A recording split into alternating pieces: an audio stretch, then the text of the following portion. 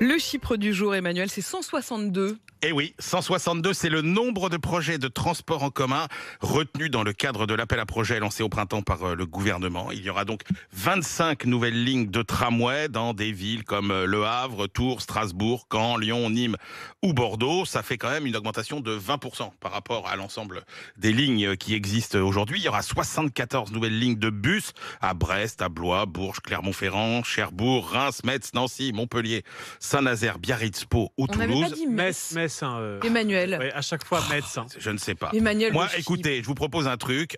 Des auditeurs Je vous avais m'invitent. dit, Je ne d'ailleurs, connais pas voilà. cette ville de Metz. Metz.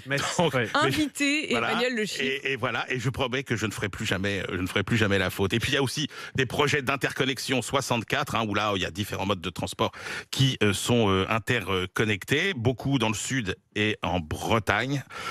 Petit bémol quand même, il y a beaucoup de projets qui sont destinés à des villes qui sont déjà bien classées. Il y a des tas de classements qui existent sur la qualité de transport en commun dans les villes de France. Et ben il y a beaucoup de projets qui vont dans les villes qui étaient déjà bien classées, alors que Alors quand qu'on on aurait regarde, pu mettre le paquet sur des villes qui n'ont pas exactement. encore beaucoup il de y a des projets de villes transport. qui sont souvent mal classées et qui là pour le coup ne sont pas non plus sélectionnées. Ça va coûter combien toute cette petite histoire? Alors ça va coûter en gros près de 10 milliards d'euros, sachant que là ce qui était intéressant c'était ce que l'État met au pot. Donc l'État met 900 millions pour amorcer les projets. Donc ça veut dire une contribution d'un peu moins de 20% aux projets définitifs, qui seront financés évidemment par les collectivités locales.